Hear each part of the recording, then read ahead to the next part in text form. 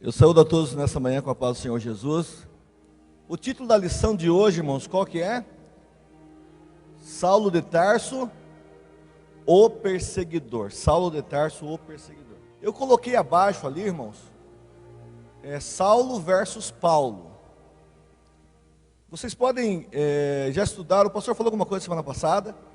Por que há momentos na Bíblia Sagrada que se chama Saulo? E há momentos que nós encontramos a partir especificamente do capítulo 13 de Atos dos Apóstolos, a expressão Paulo. Já tiveram essa curiosidade? Há muitos pregadores que dizem que Jesus mudou o nome de Saulo para Paulo. Há hinos que nós escutamos muitas vezes que também falam sobre isso, né? Que Jesus muda o nome, quer mudar o nosso nome, etc. E muitas vezes as pessoas, se entusiasmam, se alegram, se empolgam, mas não é isso. Saulo era o nome judaico de Saulo, que tem uma derivação também de Saul, que significa pedido, tá certo? Pedido. Mas o nome, enquanto Saulo era o nome judaico, Paulo era o nome romano. Quando Jesus o chama no caminho de Damasco, como Jesus chama? Saulo, Saulo, por que me persegues? Tá? E você encontra depois ainda expressões bíblicas atribuindo ao nome Saulo, cheio do Espírito Santo, cheio de ousadia para pregar o Evangelho de Cristo, tá certo? Agora o nome Paulo, por que o nome Paulo? Existem variantes a respeito do nome Paulo. Alguns dizem que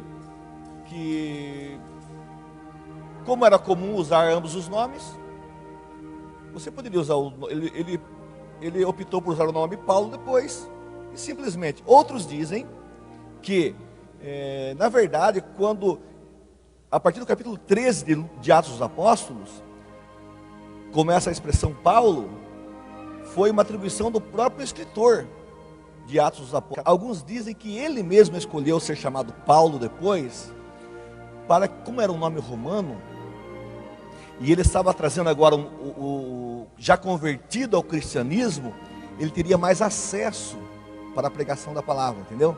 Então nós vamos ver aqui na lição de hoje, relembrando e também algumas características do apóstolo Paulo. Então, quando ele se apresentava como Paulo, as pessoas pensavam, bom, é romano. Quem domina o mundo? O Império Romano. Então tem pleno acesso.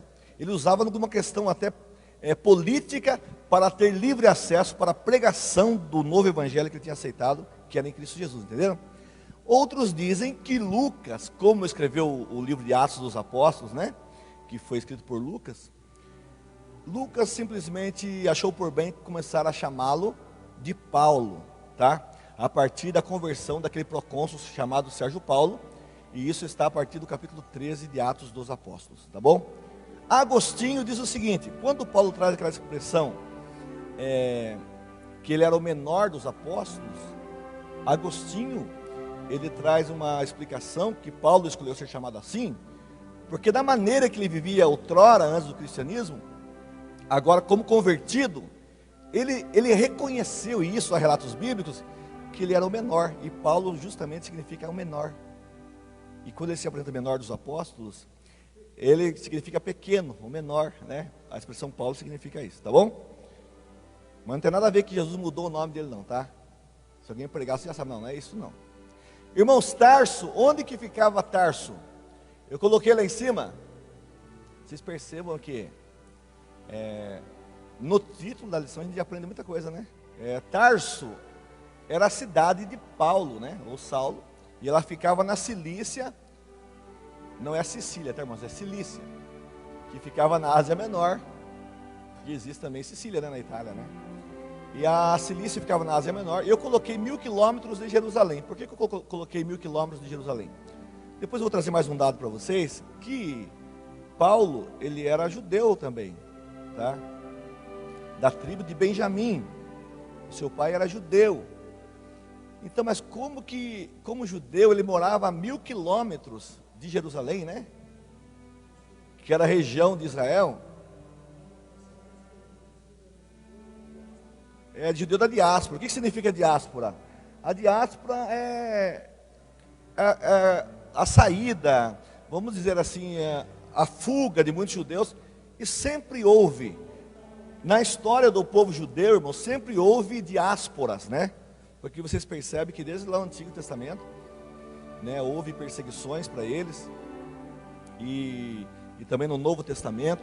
Então possivelmente o pai, o avô de Paulo, tinham saído da região ou do país, né, de Israel, e tinham estabelecido residência lá na Turquia, né, que essa Cilícia fica na Turquia também, Ásia Menor, sul da Turquia, e lá Saulo nasceu, mas ele era cidadão judeu também, tá certo? Depois que ele volta para Jerusalém, nós vamos falar daqui a pouquinho, tá? Pode mudar, Marco, por favor? O texto áureo, vamos ler todos juntos o texto áureo, vamos lá? 1, 2, 3 já? E Saulo, respirando ainda ameaças e mortes contra os discípulos do Senhor, dirigiu-se ao sumo sacerdote. Atos capítulo 9, versículo 1. Quem escreveu o livro de Atos?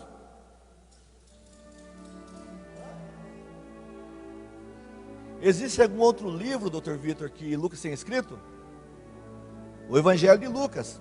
Existe alguma particularidade, irmã Erotilde, a respeito de Lucas como escritor bíblico? Ele era um médico, né? Chamado médico amado.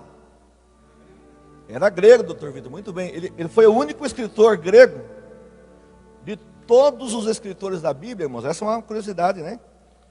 Interessante, o aprendizado de quem não sabe, né? De quem não sabia. Que Lucas é o único escritor que não era judeu. E ele escreve justamente o livro de Lucas, que leva o seu nome, e também Atos dos Apóstolos, tá certo? Pode mudar, Marco, por favor? Bem, esse comentário de Champlin sobre o textual eu achei interessante colocar para vocês, tá? Quando Lucas diz que Paulo estava respirando ameaças e mortes, Champlin traz essa definição do que significava isso. Ele diz assim, ó, como um cavalo de guerra, Saulo respirava forte. O próprio hálito era a essência do ódio e da brutalidade. Havia provado sangue, gostara e anelava por mais. E isso o transformara em um monstro entre os homens, a espalhar matança e terror entre a comunidade cristã. Então Saulo, irmãos, ele espalhava terror mesmo, né? Durante o período da perseguição que ele perseguiu a igreja. Verdade prática. Vamos ler todos juntos a verdade prática? 1, 2, 3 já? A igreja é uma instituição divina que perdurará na terra até o arrebatamento, pois do contrário já teria acabado ao longo da história. A igreja, irmãos, ela sempre teve perseguição. Se não é física, é ideológica. E enquanto a igreja estiver na terra, ela vai ser perseguida. Mas existe, irmãos, e essa perseguição de todas as formas. Mas existe aqui como diz aí o comentarista, né? Se ela não fosse uma instituição divina, ela já teria sido extirpada da terra. Por que a igreja não é consumida? Embora seja perseguida, seja maltratada, haja muita morte, né, muito martírio dos servos de Deus. Porque a igreja não está estabelecida sobre um fundamento humano, político. A igreja está estabelecida sobre o próprio Cristo. Quando Cristo diz em Mateus 16, as portas do inferno não prevalecerão contra a minha igreja. Ele diz o seguinte, para Pedro e para os discípulos, eu digo que tu és Pedro e sobre esta pedra, ou seja, ele que era a pedra principal da esquina, edificarei a minha igreja, e as portas do Hades, ou as portas do inferno não vão prevalecer contra a igreja. Por mais perseguida que a igreja seja em todos os tempos, ela nunca será extirpada totalmente. Por quê? Porque ela foi estabelecida sobre Cristo, a pedra principal, que Pedro fala que ele também é a pedra principal, Paulo fala aos Coríntios, tá certo? Senão, ela teria se acabado ao longo da história, tá? Então Saulo de Tarso, ele é um dos personagens mais estudados da Bíblia. Ele nasceu cerca de 5 anos antes de Jesus. Alguns estudiosos dizem 5 anos antes, mas eu coloquei um asterisco ali, que há outros que entendem também que Saulo ele não era mais velho que Jesus 5 anos, mas quando fala 5 anos, ali é do nascimento de Jesus, e não antes de Jesus. Então ele seria 5 anos mais jovem, mas são especulações. O certo é, mais velho ou mais jovem, era pouca diferença de idade. Nós, embora o autor do livro texto aqui, Leonel Cabral, ele diga que Saulo, ele nunca teve um encontro com Jesus pessoalmente, né, durante a perseguição, é possível que eles estivessem juntos em Jerusalém, em alguma cidade, ao mesmo tempo, embora não tivessem encontrado, né, porque eles eram os opostos, né, enquanto Saulo estava perseguindo e tentando acabar com aquela nova religião, aquele novo caminho que se chama, Jesus estava estabelecendo o seu evangelho, tá certo? Nascido em Tarso, atualmente estuda na Turquia, nós já falamos, judeu da diáspora, repetindo aqui que já foi falado na aula passada. Que tribo que ele era? Tribo de Benjamim. Esse nome Saulo, eu falei que deriva do nome Saul também, que é uma variante. E o rei Saul lá no Antigo Testamento, que tribo que ele era? Coincidência, né? Benjamim também. Curiosidade. Tá? Filho de fariseu, ele mesmo diz que ele era filho de fariseu. O farisaísmo era uma das seitas, né? Nos tempos de Cristo ali, que o sinédrio, ele era ocupado por partes dos fariseus e dos saduceus. Tanto os fariseus como os saduceus, embora divergissem em questões doutrinárias, né, a respeito de ressurreição e outras coisas, de anjos e outras coisas, eles formavam o sinédrio, que era uma espécie de tribunal em Jerusalém, né, e outras cidades também, tá certo? A história paralela diz que possivelmente com cerca de 13 anos, 13, 15 anos, Paulo foi morar em Jerusalém. Então de 1000 quilômetros, que era a sua cidade natal, ele foi conduzido a Jerusalém. Aí ele foi morar com ela. Tanto que numa das ocasiões que Paulo foi livre de uma prisão, foi por causa de um sobrinho que ele tinha lá. A Bíblia fala em Atos dos Apóstolos isso. E ele foi para lá, para Jerusalém, para fazer o quê? Para estudar sobre o farisaísmo. E lá ele estudou aos pés de Gamaliel, ele mesmo diz lá em Atos 22, quando faz sua defesa em Jerusalém. E ficou um bom tempo lá. Esse Gamaliel é um dos maiores educadores da época, irmãos. Ele era neto de Hilel, o ancião, chamava o ancião, que tinha chamado a escola de Hilel. A escola de Hilel. Essa escola de Hilel, achei interessante um comentário, que ela era como se fosse um doutorado em Harvard, imagina, em nossos dias. Era como se fosse um doutorado em Harvard. Olha, a irmã de Paulo que morava lá em Jerusalém. Atos 23 e 16. Mas o filho da irmã de Paulo, tendo sabido. Depois vocês anotem por curiosidade. Atos 23 e 16 fala que uma irmã de Paulo morava lá em Jerusalém, tá certo? Então essa escola de Hilel era como se fosse um doutorado em Harvard para os nossos dias. Então era uma educação acirrada, era uma educação consistente, onde Paulo foi educado ali com o mais extremo zelo, porque ele mesmo depois fala que ele era da seita dos fariseus, extremamente zeloso. E há alguns estudos que dizem que na própria seita dos fariseus havia uma classificação dos fariseus, cerca de 7 classificações, e uma delas que era mais dura, mais rústica, que eles partiam para a ignorância mesmo, se fosse necessário, tá? Saulo tornou-se versado não só na lei farisaica, mas também na filosofia e poesia da época. Esse terceiro item aí desse quadro é importante vocês acompanharem comigo, olha aí. Pela cultura, ele tinha contato com o mundo grego. Por quê, irmãos? Porque justamente antes do Império Romano, entre o Antigo Testamento e o Novo Testamento, vocês sabem que quem que dominou o mundo na época? O Império Grego, através do seu imperador chamado Alexandre, que era um grande imperador que na sua época, nesse período chamado interbíblico, a Grécia dominava o mundo, né? E ele conquistou todo o mundo. E esse Alexandre, ele conquistava só que ele não usava de força quando ele conquistava, ele usava de inteligência. Então ele assimilava culturas locais, mas também ele impunha a cultura grega. Ele foi aluno de quem? De Aristóteles. Então ele impunha toda a cultura, todos os costumes, por isso ficou chamado depois o helenismo, né, que tomou conta daquela época. E até hoje temos influência, né, na própria língua portuguesa, por exemplo. Nós temos na etimologia de muitas palavras nossas, do nosso vocabulário, tem a estrutura grega, não só do latim, mas a estrutura grega também, né?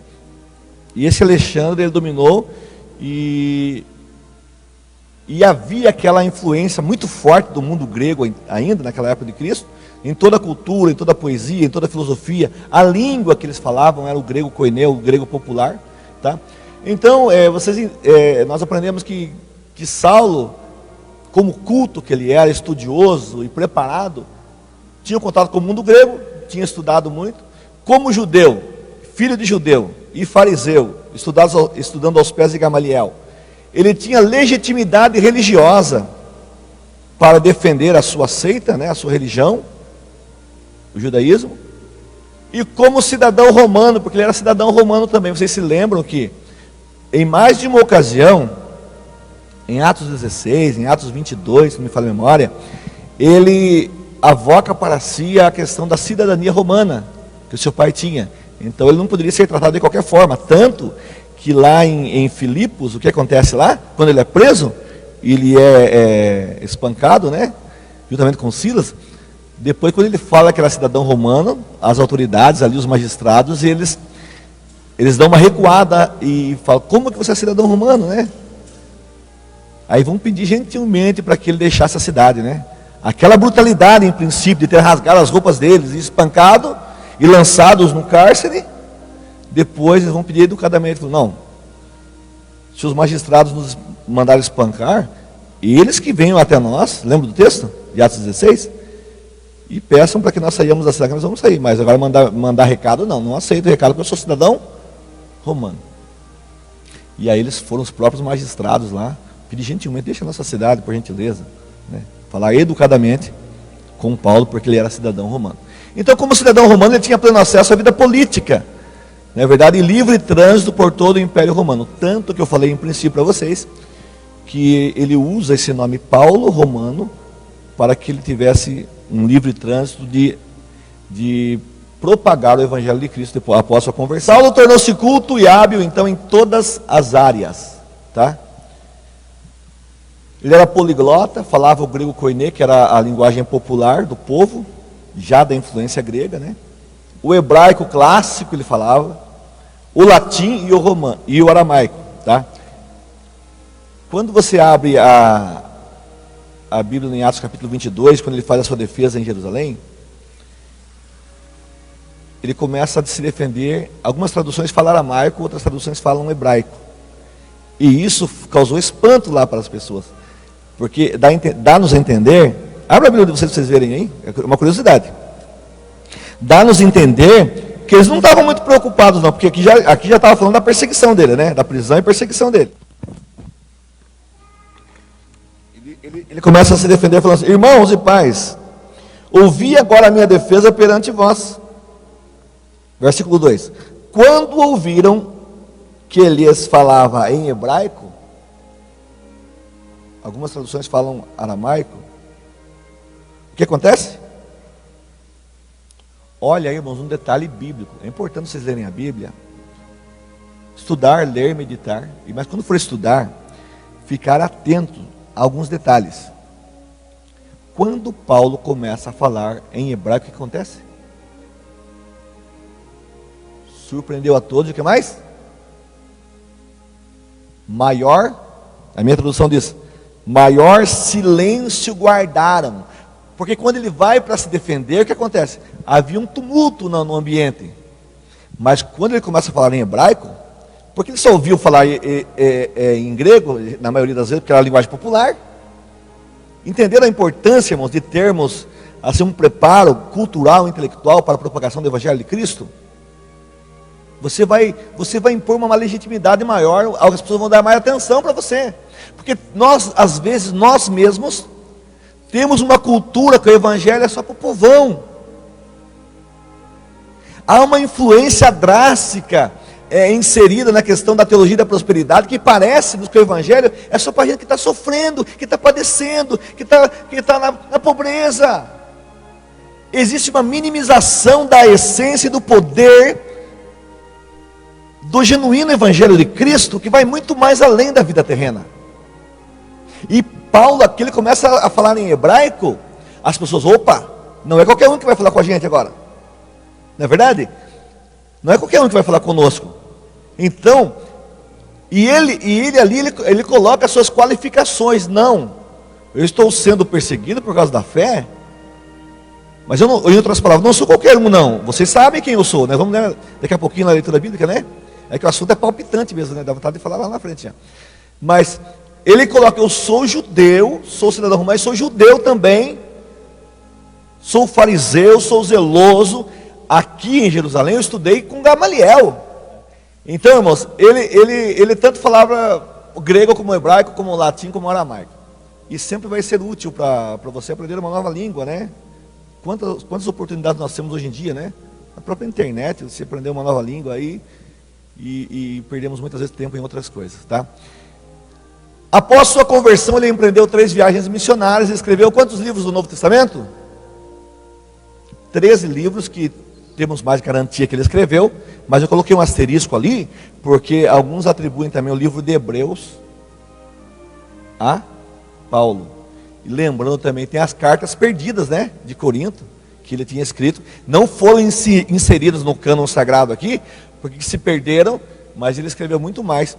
E quando foram atestar a autenticidade e a inspiração dos escritos de Paulo, eles acharam por bem inserir como Bíblia, como texto inspirado e divino, né? Ele é chamado o pensador teológico mais criativo da primeira geração do cristianismo. Verdade? Porque aquele evangelho que Jesus estava trazendo é uma mensagem totalmente diferente, com todo o conhecimento e sabedoria do Antigo Testamento, lá da lei, de todos os escritos antigos, era algo mais, muito maior, porque ele quebrava o legalismo da lei, aquele positivismo, né? Vocês façam o que eu mando, mas não façam o que eu faço. Ele desafiava as autoridades religiosas, ele chamava-os de hipócritas, né? Vocês impõem uma carga pesada, como se a lei fosse simplesmente ordenanças e cumprimento de mandamentos, mas vocês não fazem o mais importante, né? Jesus quantas vezes falou, existem inúmeros textos, que é interessante aqui o conhecimento assim amplo dos evangelhos, por causa disso, quantas inúmeras vezes Jesus fala assim, ó, vocês impõem uma carga sobre as pessoas que nem vocês levam, como se servir a Deus e amar a Deus fosse fazer isso. Vocês dizimam o cominho, a hortelã, mas vocês não exercem a misericórdia, o amor, a justiça. Vocês ficam na porta, fazendo uma seleção, uma seletividade de quem deve entrar nas sinagogas, e não deixa ninguém entrar, e nem vocês entram também. Porque o Evangelho de Cristo quebrou todos esses paradigmas positivistas da lei, mas além disso, muito mais, os sinais, gente. As obras miraculosas. Vocês estão com a Bíblia aberta em Atos 7? Atos 6. Estevão, olha o que acontece lá, irmãos. Um dos problemas da perseguição também, que foi ali, o que foi? Que não era só o povão que estava se convertendo, era gente importante na cidade. E não era só gente importante, eram gente dos próprios fariseus, saduceus, herodianos. Porque quando você abre a Bíblia em Atos capítulo 6, versículo 7, a Bíblia diz, de sorte que crescia a palavra de Deus e em Jerusalém se multiplicava rapidamente o número dos discípulos, e olha aí, ó, e grande parte dos sacerdotes obedecia à fé. Aqueles sacerdotes, fariseus, saduceus, os doutores lá, estavam se convertendo também, e isso estava incomodando e abalando as estruturas do sistema religioso da época. E daí o que aconteceu? Não tinha outra maneira. Estevão operando sinais e pregando, levantaram falsa testemunha, pagaram, subornaram e falaram que ele estava blasfemando. E aí a Bíblia diz que ele é levado ao Sinédrio, e no capítulo 7, irmãos, há a pregação de Estevão, com cerca de mais de 50 versículos. E segundo os estudiosos, preste bem atenção nisso, essa pregação de Estevão, pastor Tiago, é um dos sermões mais bem elaborados de toda a Bíblia, tanto historicamente falando, teologicamente falando, e cheio da graça e da sabedoria e do poder do Espírito Santo de Deus. Porque ele começa falando da chamada de Abraão, e vai falando de Abraão, fala de Moisés, o cerne do sermão ali, falando justamente da questão da lei que foi dada, porque ele estava falando para o Sinédrio, para doutores. Mas ele também fala, sabe esse Moisés que falou que haveria um profeta, um outro profeta semelhante a ele? O justo, é esse Jesus que vocês mataram aí, ó. Vocês não só mataram ele, mas mataram os profetas anteriores que falavam da vinda dele. E quando ele fala isso com autoridade, quem que estava lá também lá? Quando Estevão termina o sermão, o que estava acontecendo, doutor Vitor? As pessoas estavam rangindo os dentes. Aqui na expressão do capítulo 7, a expressão bíblica aqui do 7:54, eles estavam enfurecidos, gente. Rangiam os dentes. A palavra ranger no grego, isso que já estava aqui na minha Bíblia, olha como é útil marcar, né? A palavra ranger no grego significa morder com avidez. Então percebam que não só o Sinédrio, que estava lá julgando Estevão, com aquela raiva, lá estava um doutor também lá, chamado Saulo. O doutor, ele estava acompanhando tudo isso, gente. E quando eles ficaram sem argumento, o que acontece? Quando a pessoa fica sem argumento, parte para a violência. Tiraram Estevão para fora. As testemunhas, falsas testemunhas, os acusadores, os executores da lei, deixaram as suas vestes aos pés de Paulo. As vestes de quem? De Estevão ou deles? Vai pesquisar na Bíblia, eu não vou falar tudo também, né, gente? Depois vocês pesquisem na Bíblia. O que aconteceu? E também, agora entramos na leitura bíblica em classe da aula de hoje. Saulo o perseguidor. E também Saulo consentiu na morte dele, Estevão. E quando Estevão estava sendo apedrejado e derramando sangue, porque Paulo fala isso depois, marcou tão forte a vida de Paulo, gente, que ele nunca mais se esqueceu, nem no discurso. E é interessante, antes que eu esqueci de falar, há algumas fontes que dizem o seguinte, Isoldo, que Estevão era companheiro de turma de Paulo aos pés de Gamaliel. Interessante isso, né? Tanto que os judeus da sinagoga não conseguiam resistir a Estevão por causa da sabedoria dele, porque ele não tinha só sabedoria humana e filosofia e conhecimento legal da lei. Ele tinha o poder do Espírito Santo. Entenderam? Então é por isso que rangiam os dentes. E foi de vital importância aqui na questão da perseguição atroz de Paulo depois, justamente a morte de Estevão, porque ele ficou mais irado ainda, gente. Porque quando Estevão estava sendo apedrejado e derramando sangue, ele falava, vejam, eu estou olhando, estou vendo o céu aberto, e o Filho do Homem em pé, detalhe, à direita de Deus, como se Jesus estivesse só olhando, observando, né? E falava assim, e no final da oração, o que ele diz? Não lhes impute esse pecado, e tendo dito isso, adormeceu. Agora imagine Paulo vendo tudo isso, a raiva de Paulo. Agostinho, marquei lá para não esquecer, ele fala o seguinte, Paulo, o apóstolo dos gentios, o maior propagador do evangelho depois de Cristo, só que ele fala o seguinte, a igreja deve Paulo a oração de Estevão, a vida de Estevão. Interessante isso, né? E com certeza foi um marco ali na vida de Paulo que mudou todo o seu, que foi um diferencial. Então, e naquele dia mesmo, ela fez uma grande perseguição contra a igreja que estava em Jerusalém, e todos foram dispersos pelas terras da Judéia e de Samaria. Vocês se lembram que Jesus tinha falado que iam pregar o evangelho lá em Samaria e Judéia? Às vezes tem que ser perseguido um pouco a igreja para pregar o evangelho, viu, irmãos? Não porque só aqui a adoração aqui na Deus, né? Santo, santo, santo é, justo, justo, justo é maravilha. Os cultos nós estamos tendo aqui na sede, né, pastor? Maravilha, que bênção. E está bênção mesmo. Porque a igreja está orando, está anunciando, está pregando no rádio, mas às vezes, né? E eles foram dispersos para a pregação do evangelho em todo lugar. exceto os apóstolos. Os apóstolos ficam lá em Jerusalém, mas aí, por exemplo, Filipe, que era o companheiro de Estevão, que era diácono também, não o apóstolo, ele vai para Samaria e ocorrem muitos milagres também, em Atos capítulo 8. Tá? E uns varões piedosos foram enterrar Estevão, versículo 2, acompanhe comigo lá, e fizeram sobre ele grande pranto. E Saulo? Saulo sai da experiência de Estevão, assolando a igreja. Pode ter certeza que Saulo arranjou os dentes também. Tudo preparado que ele tinha legal. Porque ele achava, gente, que essa questão de Cristo, antes que eu esqueça e não tenha tempo de comentar no final, como pode uma pessoa chamada Jesus Cristo, porque de acordo com a lei, e com o Antigo Testamento, que era a base da lei farisaica, a Torá, não poderia uma pessoa morrer pendurado no madeiro, ele era maldito, ele não poderia ser o filho de Deus, não poderia ser ser divino aquilo, né? Na ignorância, ele poderia falar, eu era ignorante, gente, calma aí. Paulo falou, eu era ignorante. Na minha incredulidade eu persegui, fui blasfemo, fui perseguidor. Saulo assolava, a palavra assolar no grego significa destruir, significa devastar a igreja. Ele entrava pelas casas onde faziam-se cultos, ele arrastava homens, encerrava na prisão. E depois, lá no capítulo 22, que não é a sequência do capítulo 8, ou do capítulo 8, mas já na defesa de Paulo convertido, ele dando testemunho, falando aqui, ó, eu persegui esse caminho até a morte, prendendo e metendo em prisões tanto homens como mulheres. Tá? Eu marquei página 26 aqui, gente, porque isso aqui, ó, é o meu próximo livro, tá bom? Vai fazendo propaganda, né? Tem um capítulo aqui que eu vou falar sobre Paulo, olha como é útil, né, Oswaldo? E aqui foi muito útil para mim, porque eu já fiz um capítulo inteiro sobre o encontro de Paulo com Cristo, e aqui eu coloco alguns dados importantes, né, que eu coloquei ali, ó. Entre homens e mulheres.